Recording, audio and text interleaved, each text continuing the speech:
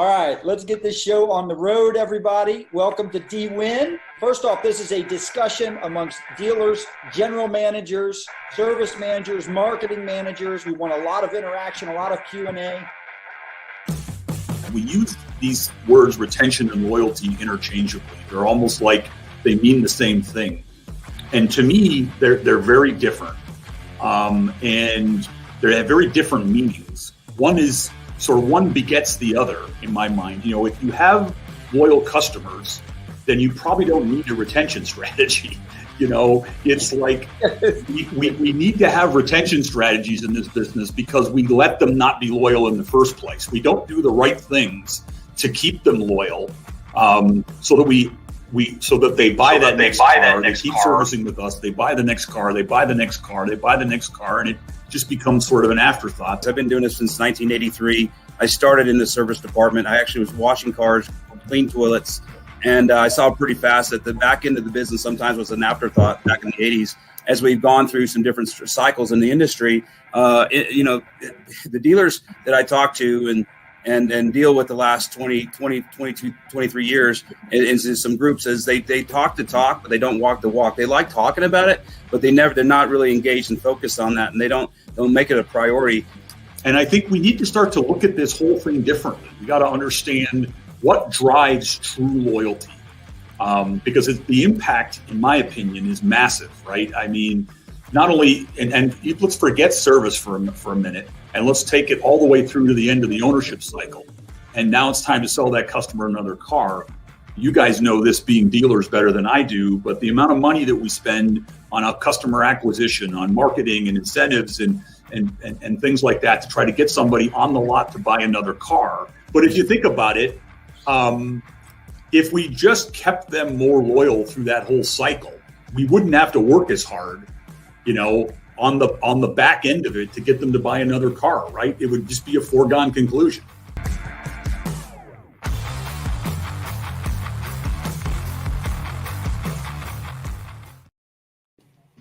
All right, welcome everyone to another episode of DWIN Live. Great panel today. I am pumped. We've got on the stage right now Jamil Zabaneh, president of J&L Marketing, the solutionist from the great state of New Jersey, Sandy Cerami. And Sandy, you're about to introduce two great guests that really, I guess, make this panel a lot smarter. That's right. With the exception of Jamil. Jamil's already the smart one, but it makes it a lot smarter for you and I. Well, I get to play the role of the dummy today, which, as you know, I've really perfected since we started DWIN. So I'm going to play the role of the dummy today. I'll let Jamil play the role of the genius because he does it so well. And Scott, you know, you just sit there and look good, down 36 LBs on 75 hard. I tell you, you embarrassed me. Feeling good, man. You actually outpaced me by double digits. I'm younger. It's my metabolism. I just served you a beach ball and you knocked it right out of the park. Yeah, no doubt. Yeah, I'm excited. We've got two very, very sharp guys here today.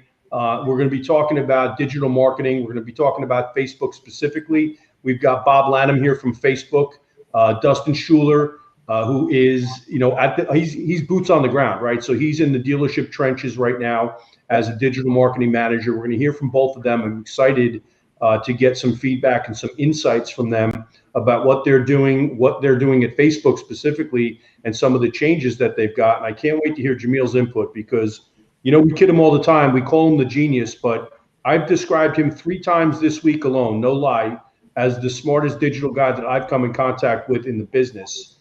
So we've got 3 superstars, and I'm excited to hear what they have to say. Well, I posted something earlier today because it's easy to sit there and say, do you want to increase your paid search, your Facebook, your display advertising 10, right, 20, 30%? Everybody wants to do that for the obvious reasons, right? Well, we'll increase traffic, we increase sales, profits.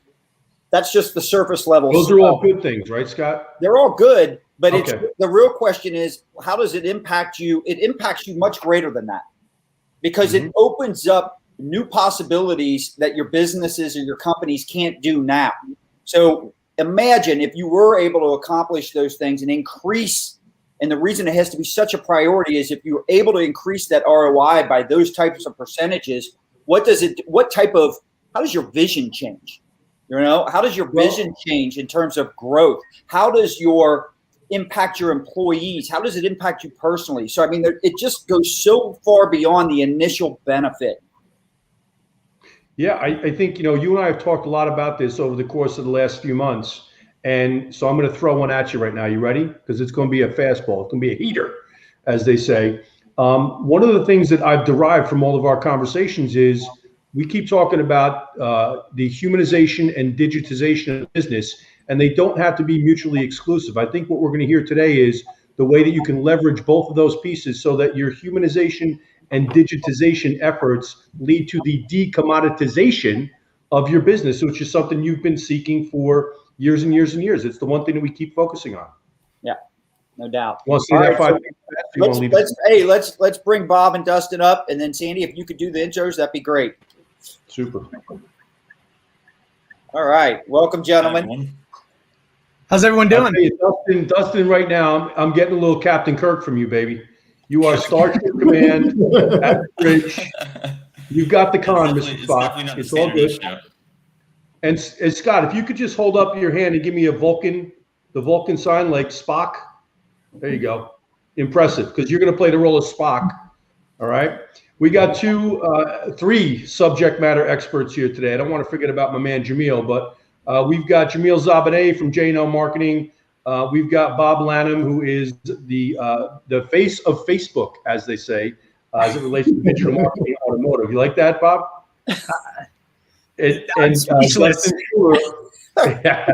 Dustin Schuler, all three digital marketing experts, all coming at it from three different perspectives. We got Dustin with the dealer perspective.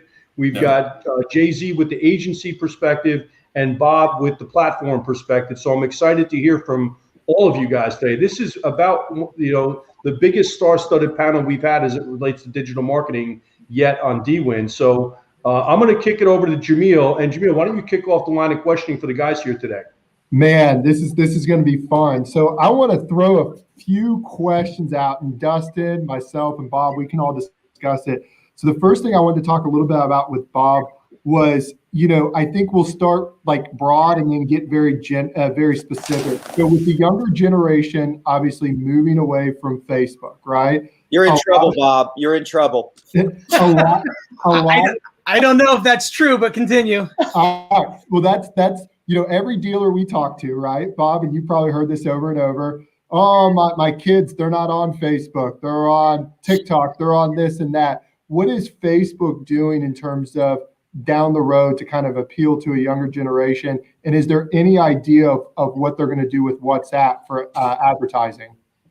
Yeah. So I often hear, that there's no kids on Facebook and they're on the TikToks and the Snapchats. And don't forget, Facebook does own a good sized platform by the name of Instagram. That is doing quite well. But here's what's interesting. And listen, I'm not here to tell you that every millennial or Gen Z is on Facebook, but many are because their mom, dad, aunt, uncle, cousins are on Facebook, and it is their connection. Whereas we are not on the Snapchats or the TikToks, etc. So a little bit of a misconception. Again, not here to tell you that every single millennial and Gen Z is on Facebook, but there's a good amount of them.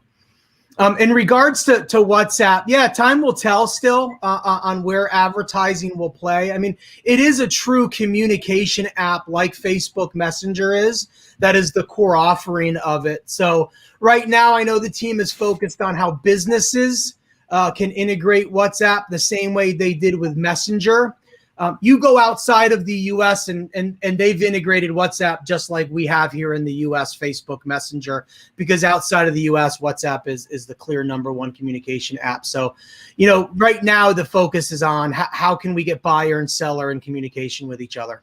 Awesome. And Dustin, and correct me if I'm wrong, you guys are starting to do a lot of video in-house. Is that correct? That's correct. We do a lot of video in-house. We do that ourselves and try to bust those out as soon as possible. So then we're the first ones in the market. So how has it gone for you guys? Sorry, Scott. Well, I was just going to ask, so that's a great question, Jamil, but I was just going to ask, we're hearing more and more dealers bringing in-house their video content or their creation of video content and things such as that. So it's almost creating these small little creative agencies. There's a lot of different segments in being an ad agency, right? And one is the creative aspect. And I see a lot of dealers doing that. So first off, let's answer Jamil's question. How is it going for you? But also, I'm curious, what made you guys want to go that route, and was it worth it? Absolutely. Okay.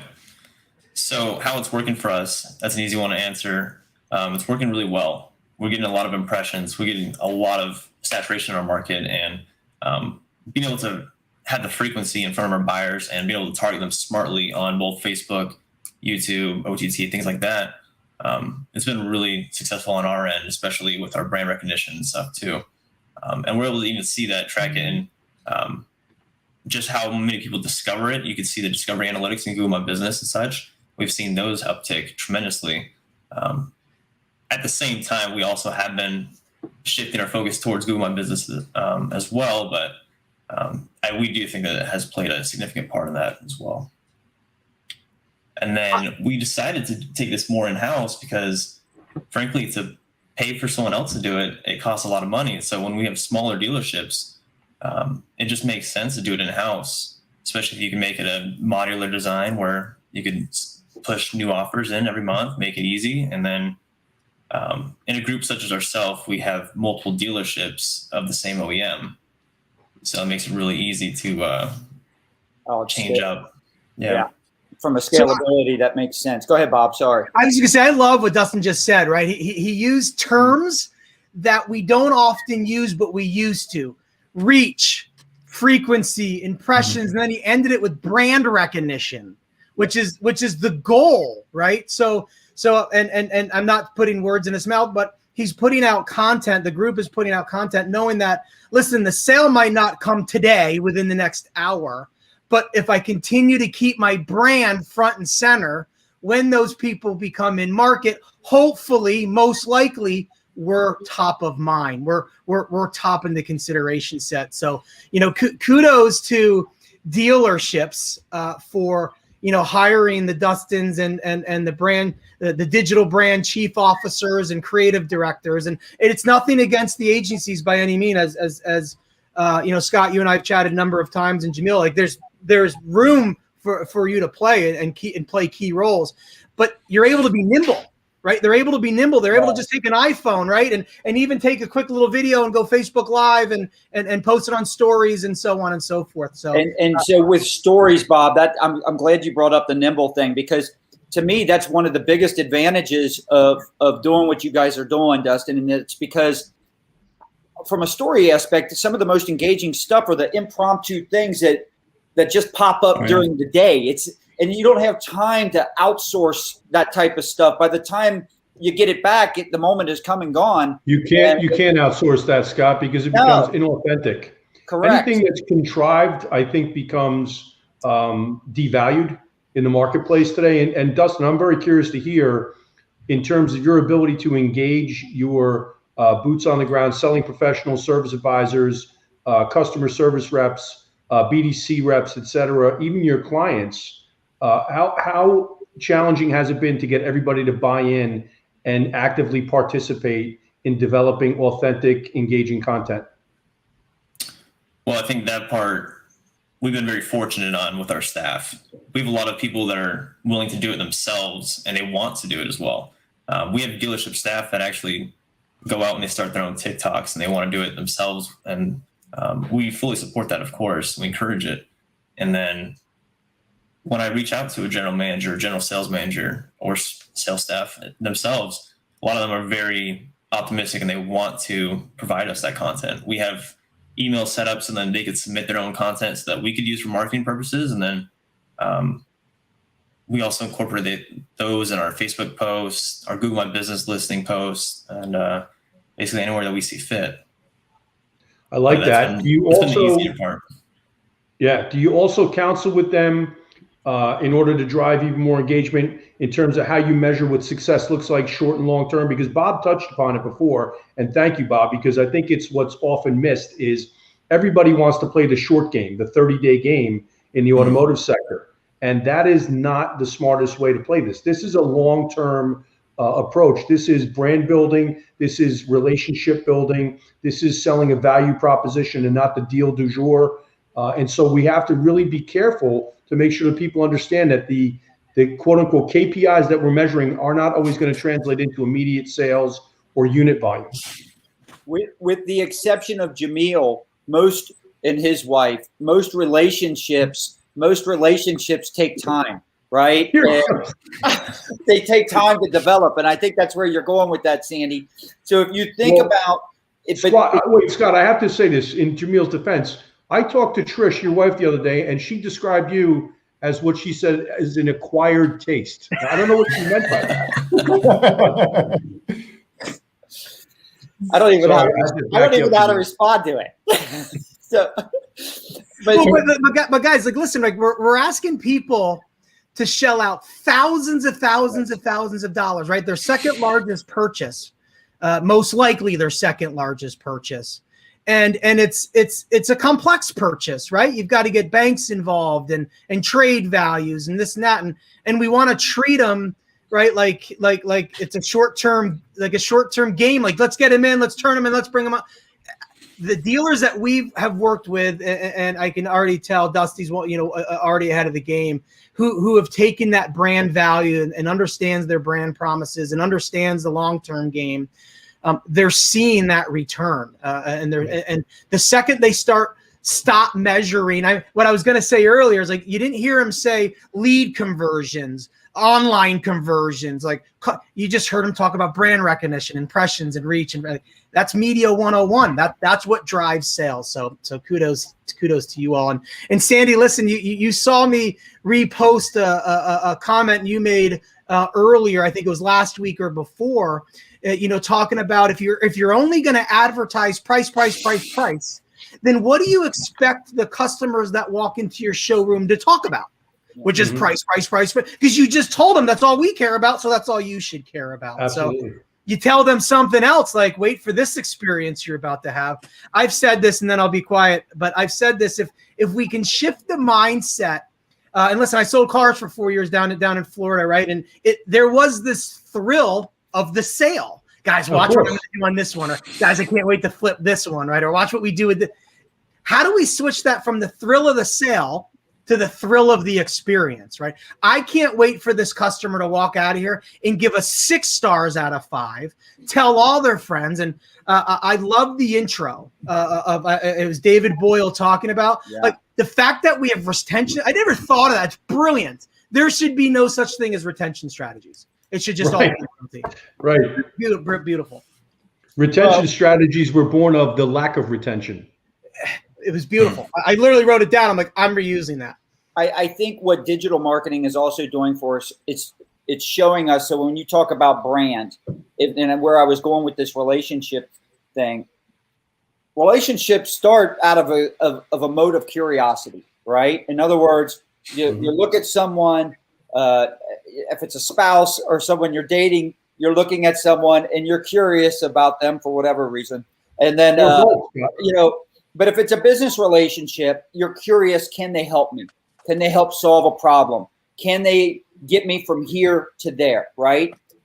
Then what happens is there's this enlightenment phase where all of a sudden they begin to trust you. And that is because of some of the things you're doing. You're showing them your culture through your stories, right? You're showing them different things and how you've helped other customers along the way. And then eventually it leads to a commitment. And that's how so when we talk about the long game, right, those are the phases of every relationship. It doesn't matter if it's personal or business. I often say this in dealer meetings when I try to equate what brand advertising is, right? And I've equated it, right or wrong, so would love your feedback, to the meet and greet. Okay, I never once had a script that said, "Hi, welcome to Toyota Sarasota. My name is Bob Lanham. Can I have your name, number, email address, and are you buying from me today?" There's no scripts. There's not one trainer that is, right? They say the best closers are better openers because your meet and greet builds that trust, right? Like you just said, Scott, it builds the trust. It breaks down the wall, right? It says, look, this is actually going to be a good experience. I know perception is car buying is horrendous, but we've changed that. I've changed that. And let's get to the thrill of the experience versus the thrill of the sale. I love that you tied it into sales, because I always say, if you got to close hard at the end, it's because you didn't do your job at the middle and in the beginning.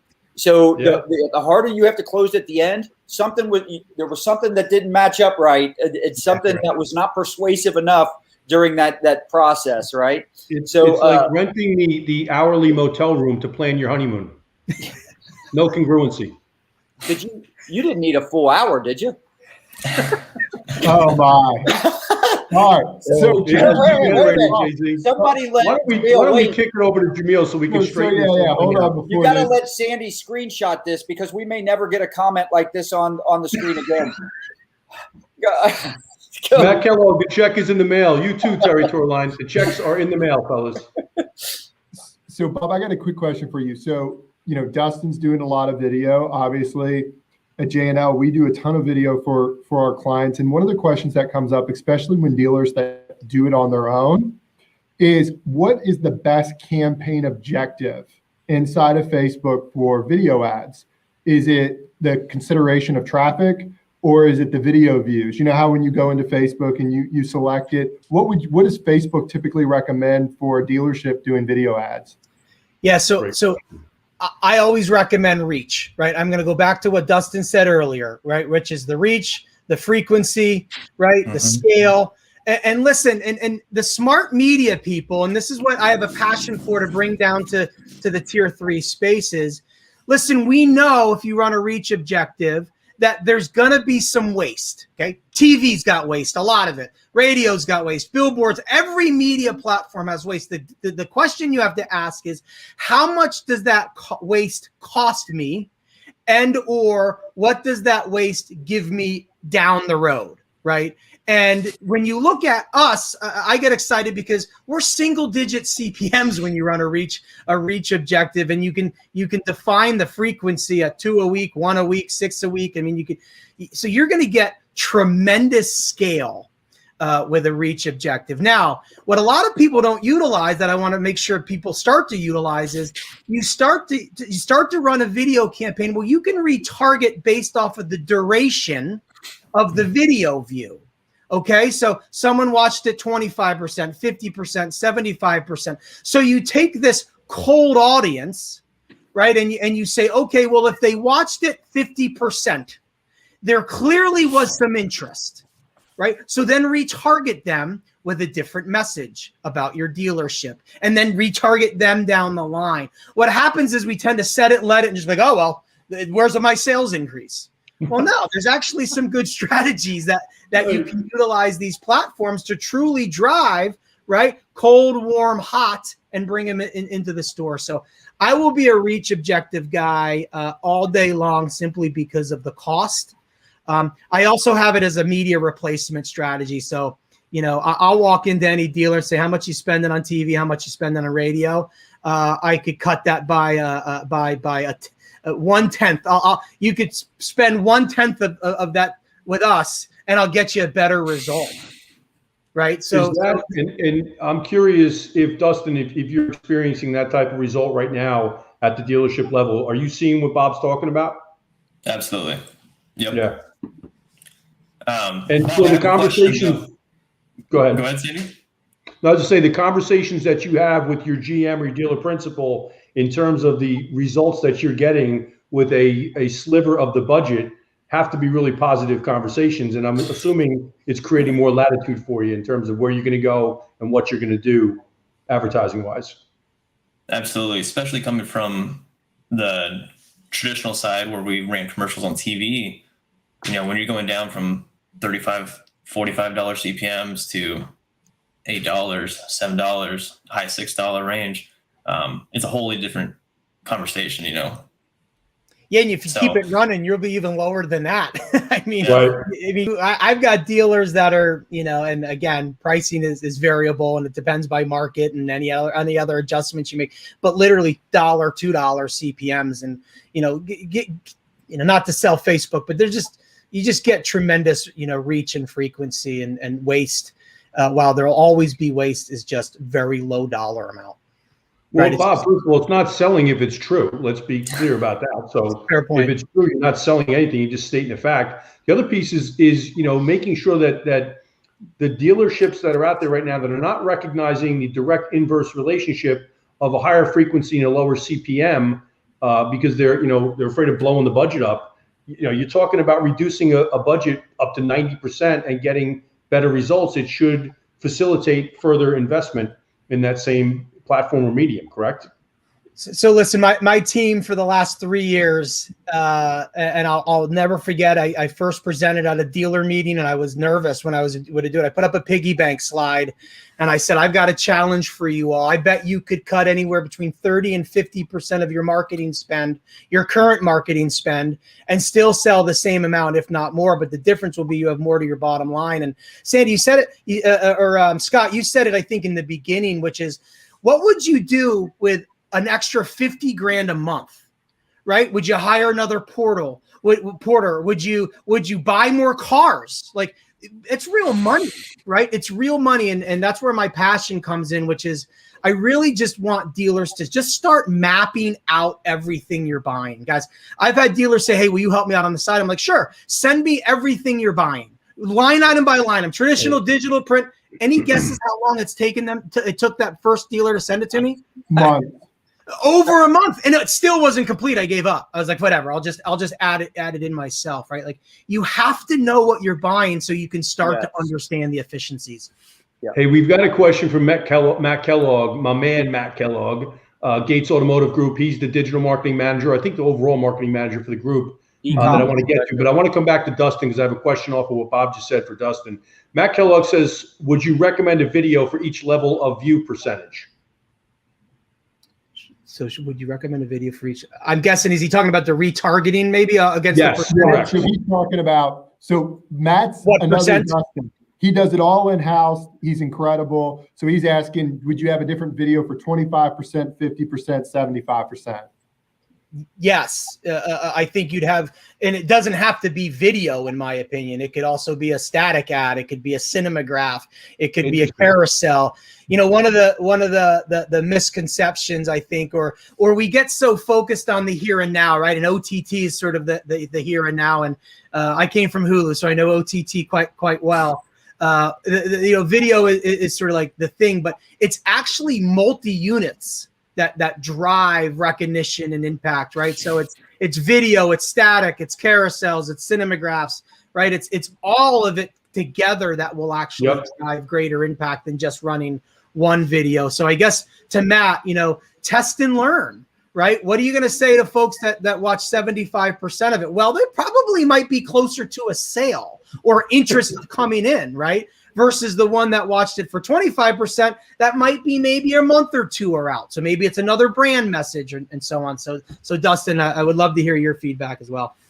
Yeah, absolutely. And I can already think, with Matt's situation, say if they watch 50% of the video or 75% of the video, that'd be a great opportunity to hit them with a video ad that's going on your digital retailing piece. Hey, we make it easy to buy your car. But you can do it online. You can save an hour, things like that as well. You can go into your process, of course, in that video where you're talking about, you fill this out online, you check in with the receptionist, she'll confirm your details and hand you off to your salesperson, and stuff like that. Hey, Dustin, but you go in there with other ads for the smaller percentages as well. Go ahead. You and Matt you guys need to connect and talk. I know a great place where they can do it, Scott. I'm serious because you guys have such a similar responsibility, and you're both very well driven and seem to really own what you're doing, right? And so I really think you guys need to connect. So I'm telling you both right now, reach out to each other.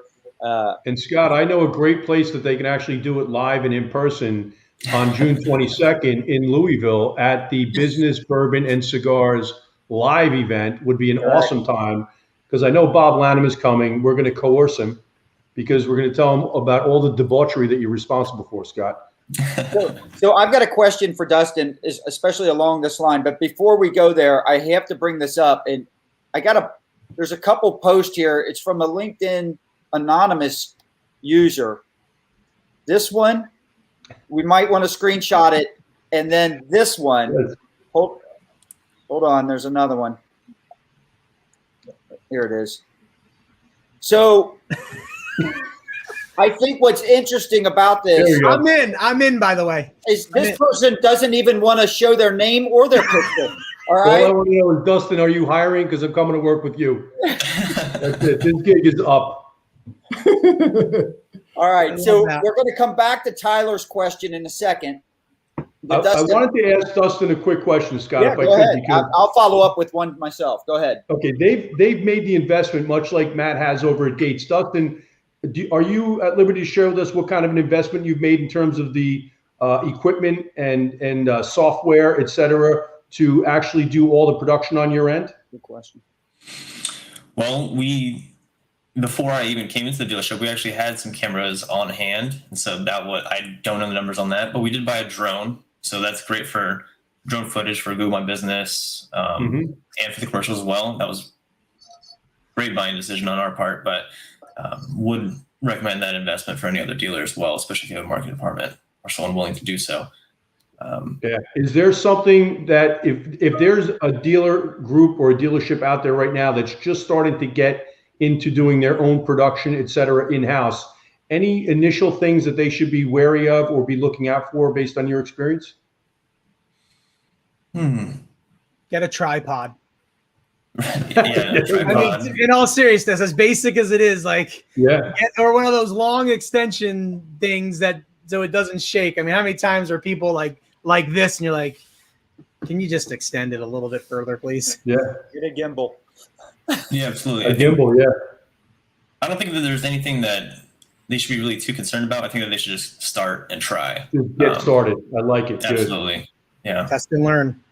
Great advice.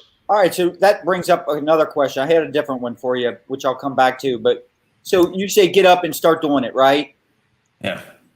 What did you guys have to do to get your people past? Because a lot of people feel awkward getting on screen, doing things. And some people, maybe it never feels comfortable. I can tell you, while some of the videos that I post may come across as just so natural and so perfect in so many ways, sometimes it takes me. And so humble. Sometimes it takes me.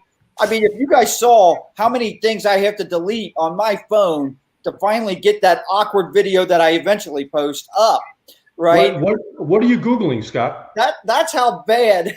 That's how bad some of my videos are. I'm like, oh, I can't put that up. That's awful. So how do you get people feeling more comfortable, or what did they have to do to kind of get past that initial hurdle? Well, I think that finding the right person is really, really helpful. I mean, there's a lot of people. We're talking about salespeople here. So these people, they cold call, they talk to people all the time. So they're very natural at it. Just getting them behind the camera sometimes can be weary, but if you're planning out a day, hey, let's dress nice for this day, we're going to do this video. That definitely helps as well, just so that they're prepared to do so mentally. If you're just dropping in on someone, hey, I'm going to record you, you're going to have a different experience for sure. Right. But especially, I've noticed that people that are, if they're willing to sell out a service and stuff like that, those are the people that are going to be really, really outgoing because they talk to a lot of people a day. So one of the things that you and Matt are obviously responsible for is you got to manage the vendors. You have certain expectations. So I got a couple questions here. What do you expect from a vendor? A lot of vendors are watching, right? They want to know, and it can be helpful. I've been on plenty of clubhouse rooms where it is both, the vendor partnership type room, dealer vendor partnership type rooms. So everybody can learn from each other to help that relationship along.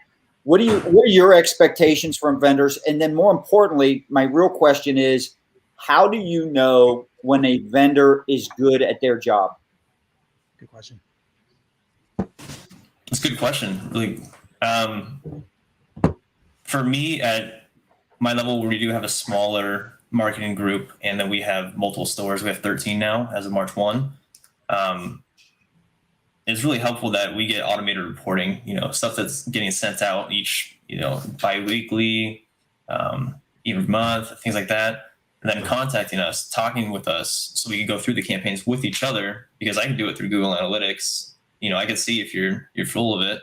I can do that every month, but going through the campaigns with someone that can actually make the changes rather quickly and effectively across all of our channels or mediums, that's really helpful. And so scheduling that, having recurring calls so it's already set in stone is definitely helpful. And then the first week of the month, it's just not going to happen. You have to, especially when we're creating new video content, we're having to put specials out every month. And we have to close out the month as well, especially with our general manager and our sales staff. So those are good things to think about. All right. So let's go back to Tyler's, and this is going back to Bob, I think, back when you were talking about some of the stuff. Are those lowest CPMs coming from reach objective campaigns or video views objective? Yeah, and that's a great question. And this is something that I'm going to do a better job out in the market, which is educating how optimization engines work. Because I think many, first of all, it's not explained, but I think once explained, it makes complete sense. So to Tyler, what I was referring to was reach objective, not video views. And let me tell you why you see a difference.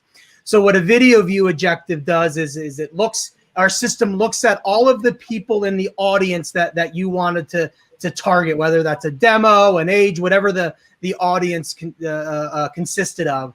And then it said, okay, well, Tyler clicked video views, which means within that audience, we then need to go find those people who tend to watch video longer, right? So you just shrunk the audience even smaller than a reach objective, which is just saying, I want to reach X number of people, X number of times during a week or a month or however you set it up. So this is similar to traffic campaigns or different than conversion campaigns, right? Because the system is looking for clickers on traffic campaigns, and then conversion campaigns, the system is looking for people who click and then take an action. So you have to understand that the more online action you want, the smaller the audience is going to be, simply because the minority of people on the internet click ads. Again, that same inverse relationship in terms of lower response, higher CPM. You got it. Okay. You got it.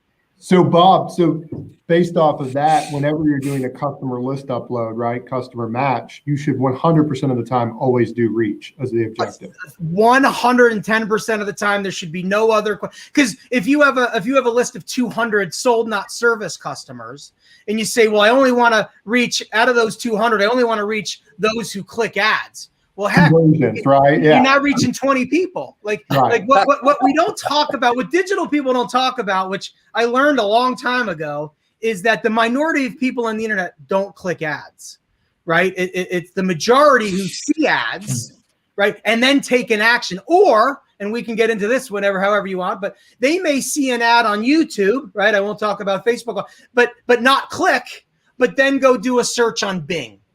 Right, but that ad enabled the reminder, or it pushed to go do this. Well, who gets the credit? Well, Bing will get the credit, because for some reason we're still looking at last click, or I hope most are starting to get away from that. But I'll tell you this quick story. This is literally from about an hour ago, and I thought it was really interesting.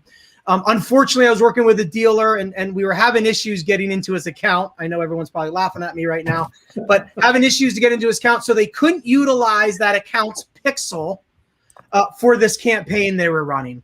Anyway, the month has closed, as you well know. And I said, how's everything going? He goes, don't worry about it. He goes, best sales month of all time, record-breaking gross, the whole 9 years. And that's the point of what I've been trying to get across for a while, is media mix modeling, right? We shouldn't get so ingrained in all of these details, because it's your entire media portfolio that you're purchasing is what will drive the sales. I'm not saying we don't look at it, because we got to look at efficiencies and understand where we can get better. But media platforms do not work in a silo, right? Media platforms work together. TV drives search, Facebook drives search, right? Display, OTT, it all works together. And the quicker we get to that understanding, the quicker our second largest expense becomes an investment. So Bob, I got a couple of things for you and Dustin. So me and Dustin, we're having great success with, obviously, the dynamic VIN-based catalog ads, right? And doing broad audiences too, because it's been fantastic, amazing for used and new. what is your opinion? And you might say, I'm not allowed to answer this, but what is your opinion on the third-party audiences like Oracle audiences and so on? I actually think they're great heavy up audiences, right? So you've let our system use our optimization, our machines to go out and find those people who our system says is in market, or we deem to be in market looking to buy whatever the specific vehicle. But what's great about Polk audiences, I know we still call them Oracle audiences because we used to get them from Oracle, but what's so great about Polk audiences or Experian audiences or even any other audiences that are out there is you can buy specific SUV intender audiences or a sedan or specific make and models for that matter. So you can truly define a specific message or creative to that audience. I love those audiences for what I call heavy up audiences. You have to run automotive inventory ads. That's a staple. Like, let the machines do all the work. None of us will ever beat the machines ever. Then, right, use those audiences to accelerate or increase your in-market audience. So, Bob, any chance the billing can all be combined? No, I know. We definitely made it harder a couple years ago when we pushed them. You know, when we removed the. I got you. We did it on for a reason. I got you. We won't talk about that, but that the billing is a little bit of a nuisance and so on. It's like the phone bill or the cable bill. Let's talk about it. So Dustin and I actually had a conversation yesterday. We're rolling out offline conversion tracking, and it's going to be 100% automated. How's that going for most of your dealerships that you're talking with, Bob? Well, conversion tracking. I missed offline. Offline. First of all, kudos to you all. I mean, if you're not following what's happening with iOS 14, and by the way, that's not a Facebook challenge. That's an industry challenge, okay? Hold on 1 second, Bob.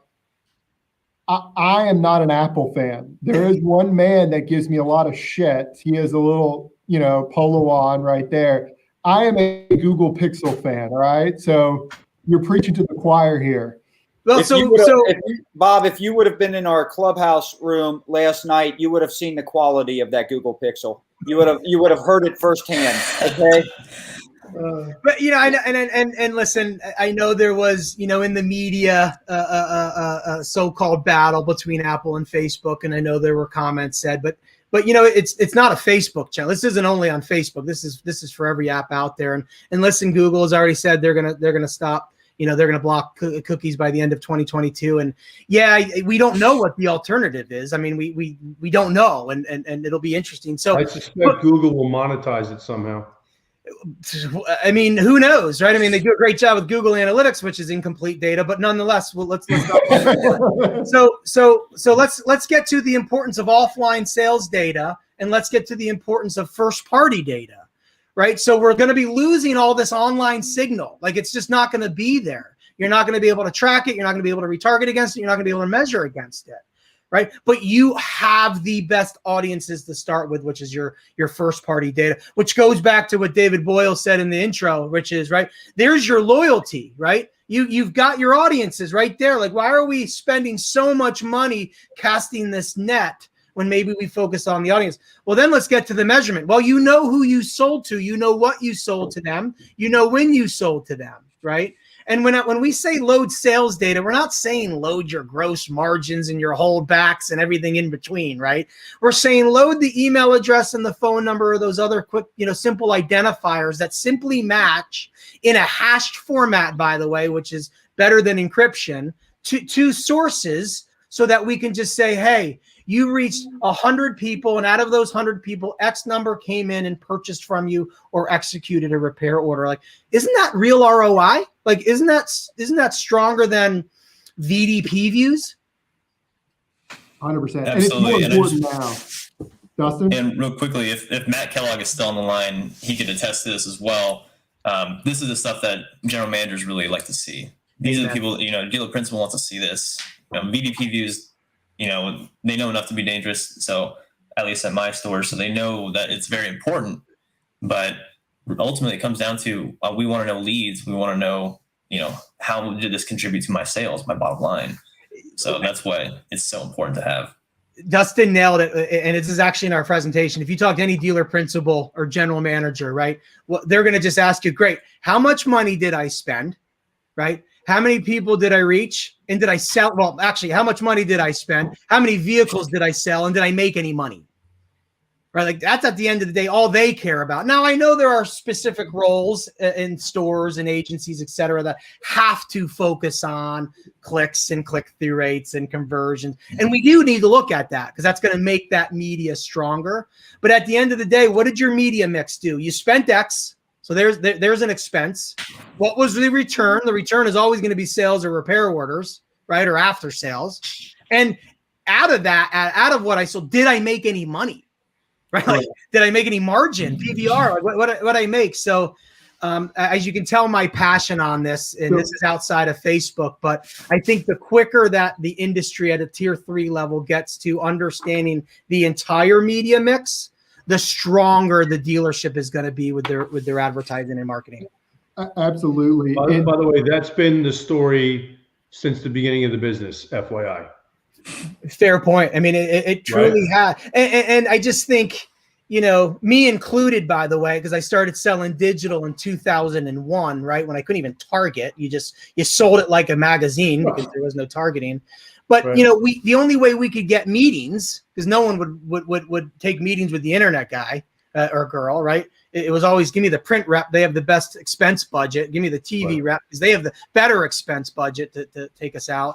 But then we had to sell clicks. We had to sell leads. We had to sell all this stuff just to prove that people actually were on the platform. But I think we've surpassed that, and we can take a step back and simplify this and truly just look at ad spend to sales as a start, as your baseline, and then you can start really digging into the mix for efficiency. So Bob, what's been great about the offline conversion tracking is it tells the whole story. And me and Dustin were talking about this.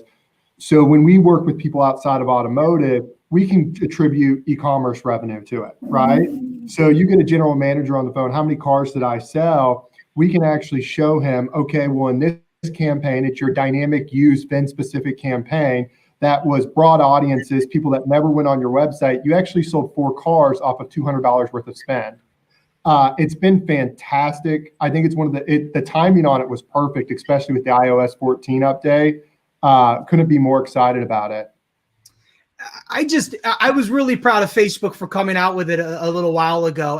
I don't know what other ROI you would want. Like, I mean, just how much did I spend? And out of what I spent, did anybody buy a car from me or execute a repair order? It's fantastic.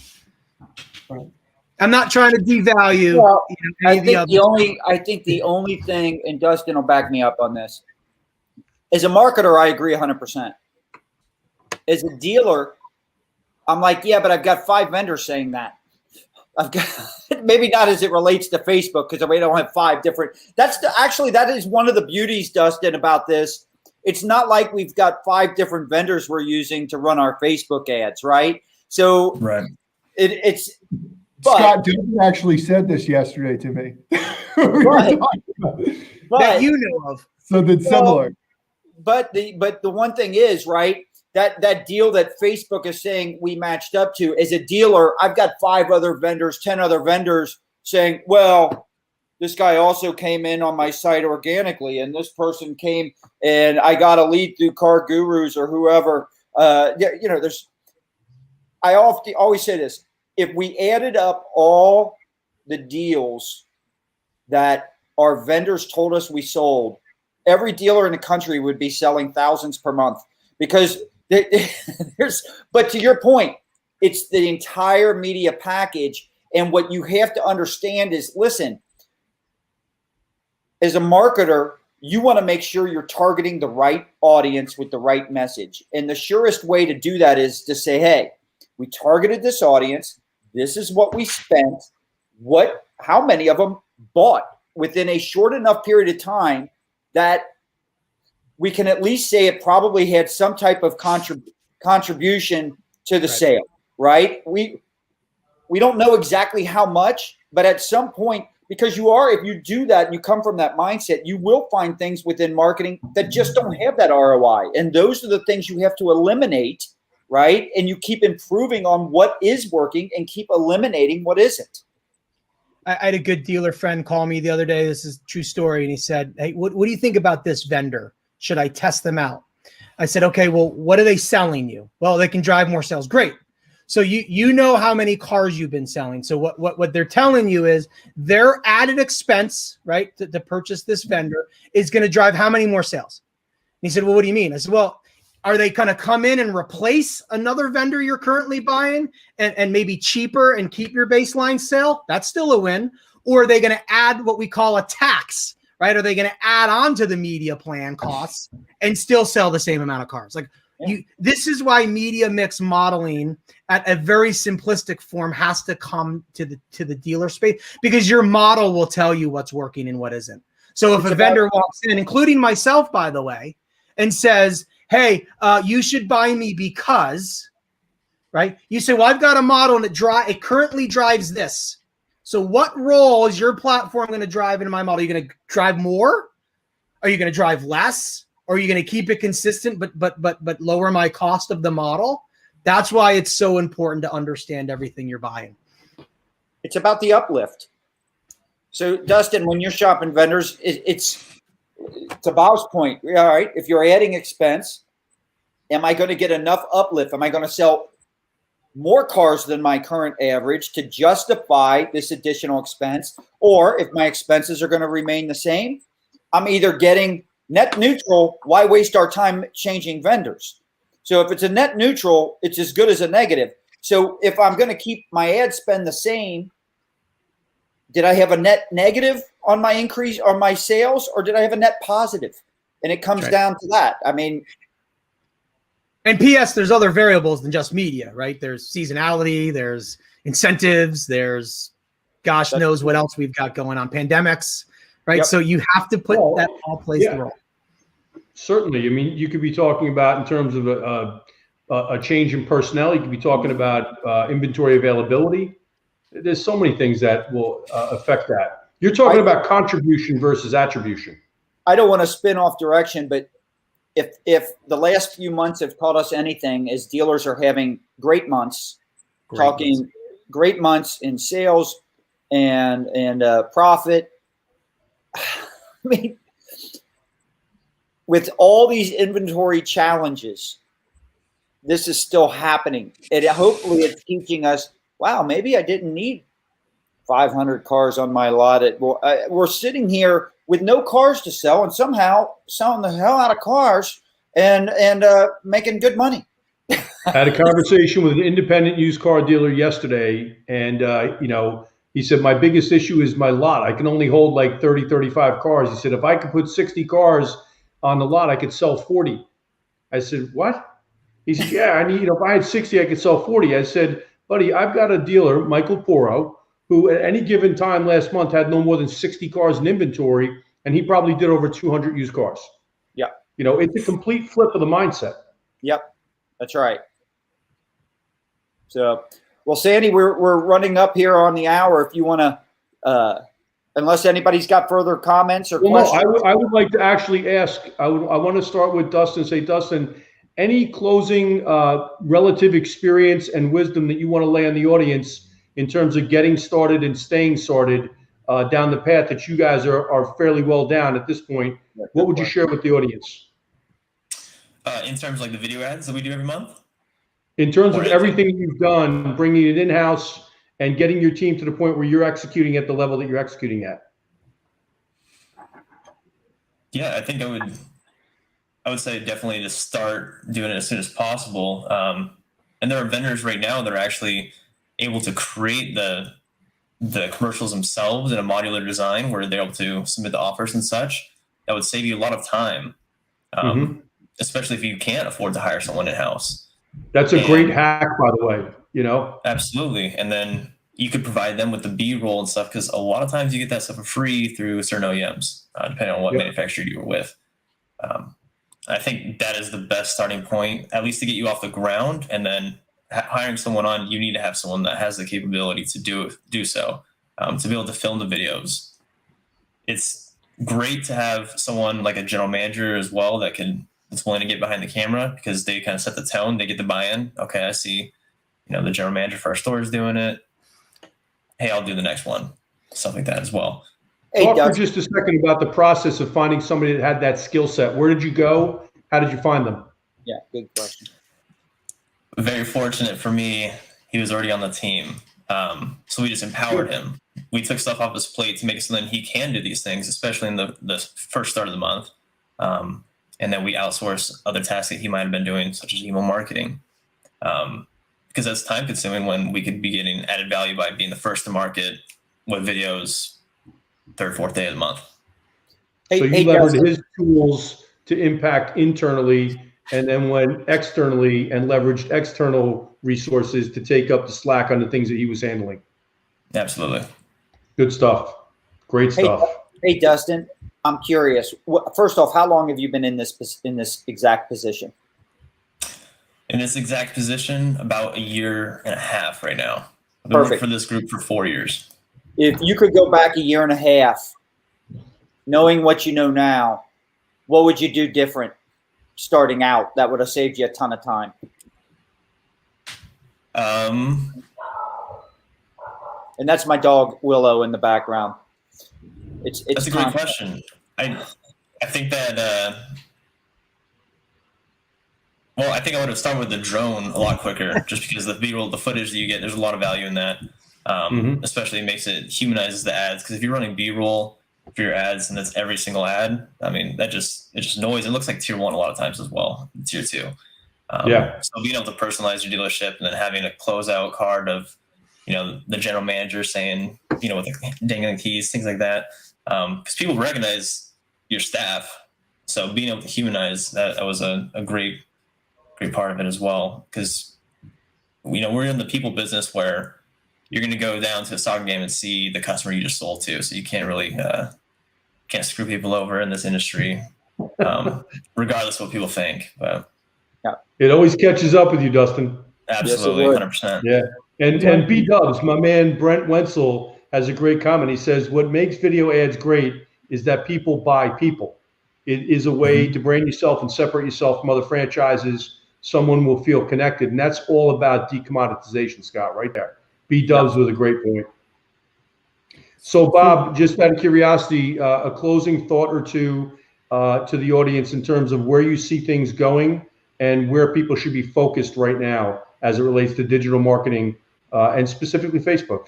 Yeah, and there was actually, I can't remember who asked that question. They asked what are the missed opportunities.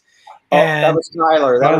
Was it Tyler again? Great question. Yeah, great question, Tyler. And I don't know the stats, but I would say we've come a long way from last March or last April in branding, right? And branding the store first versus the price of the vehicle. Because doesn't everybody have the best deal, right? Doesn't everybody have the same vehicle or pretty darn close to it down the street? And I think digital retail has proved out that every other industry has known or believed in, which is people are willing to pay a premium for customer service and convenience, right? And digital retailing helped prove that out. So I guess what I would say, and it's going to be a mindset shift, which is, start to really focus on your brand, right? Why should I buy from you versus the same brand store that is just same distance from my house? And by the way, if it's a volume dealer, there's probably 5 other ones that are, the exact same distance. So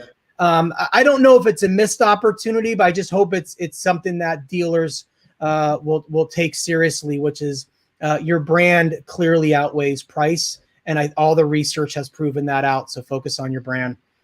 Well, I'll say it's a great point, and I'm going to tie it right to something Scott and I have discussed along with Jamil with respect to Jay Abraham. And Jay Abraham had a great point in one of the clubhouse rooms that we were in recently, where he said, look, if you're trying to figure out the why buy from me or what's really the consumer's hot button, go look at the 1-star reviews that you've gotten in your own business and the 1-star reviews that your competitors have gotten, and speak to the antithesis of that as your value proposition. And it's just that simple. So if you're struggling out there with, what should your messaging be? Why don't you start there? Well, you've got comment. That's exactly right. We've got comments, the 1-star and the 5-star. They're telling you what they want, what they appreciate, what they love, and also what they can't stand and want to avoid. Right. when I used to sit in front of rooms when Facebook allowed us to travel, hopefully that'll come back soon, but I would sit in front of dealers and I'd say, how many of you have your last name on the building? Right. And there's still quite a few that have their last names on the building. I'd say, okay, if you were in the grocery store and you just walked down the hall and I was with my wife and I said, what do we think about that person? Like, where do you think where do you think your brand comes from? Oh, I had a horrible experience at their store. Now, that dealer principal whose name's on the bill has no idea but that's what I'm going to think about if I saw and if I knew who that dealer was with their last name on the building. So think about that, right? If you're going to put your name all over the place, what does your last name stand for? So that's one reason none of my stores have my last name. I was worried it would have a negative impact on sales. But Sandy's name on there. Apparently, I mean, we've got fan clubs galore. You might run out of inventory within the day. Well, listen, all three of them are watching today. Dustin's got a fan club. See how I did on this. It's nice because I actually had to send out a text to get all three of my fans to watch today. So, hey, honey, can you just join the LinkedIn? That's great. Well, listen, I want to thank you guys. I think the insight has been incredible, detailed, granular, as well as the 30,000-foot perspective. So I want to thank both of you guys for sharing some time with us. I hope you'll both come back because there's still more for us to cover. We fly through an hour every single time we do DWIN, SJ and Jamil. And so I want to thank you guys. I want to thank the audience for tuning in. SJ, any last words? No, just that you had mentioned the video the hype video that we're about to show on the fourth box. We've got a name change. Everything else is the same. It's going to business, bourbon, and cigars. We've got an event that is going to be coming up, a live event where this is an event that is a true mastermind because it is roundtable settings where top dealers, marketing managers, e-com directors, fixed op directors, GMs, dealer principals, they are literally taking on tough challenges, brainstorming, usually about 30, 45 minutes, sometimes an hour, coming up with solutions, spending most of the time coming up with solutions to tough challenges. We present those in front of the room, and then the other tables share improvements to that idea, the things that don't overlap because sometimes they come up with similar solutions. But the action planning that we're going to be able to walk away from is huge, right? So there might be an issue like service to sales. All right, well, we all know the basic stuff, the best practices. The challenge is best practices just keep you status quo. If everybody just does the best practices, you're not getting any leg up. You're not breaking through and taking it to the next level. All you're doing is just kind of doing that average of what everybody else does. So it's really about finding breakthroughs and solutions to tougher challenges. Innovation. It's innovation, no doubt. So Jamil, any last thoughts from you, Jay-Z? Man, I thought this was great. I thought a couple of notes that we learned. The retargeting based or duration, fantastic idea. We talked a lot about offline conversion tracking, which I think is awesome. Talking a lot about reach. I implore everyone that's listening, make sure you're using your customer database, not only to target, but also to see who actually bought or serviced their vehicle. So I think it was great. Thank you, Dustin. Thank you, Bob, so much. And if you guys want to stay on real quick, we'll play this. We'll come back. We'll say goodbye to everybody watching, and then we'll call it a day.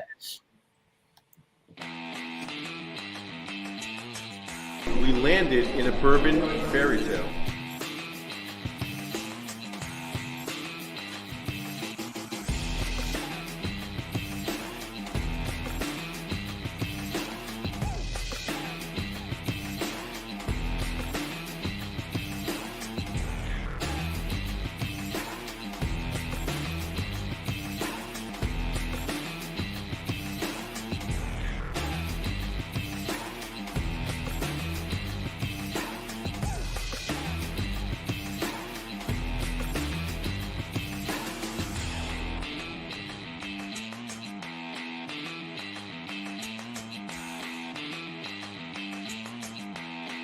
If you're not here right now, there's only two questions.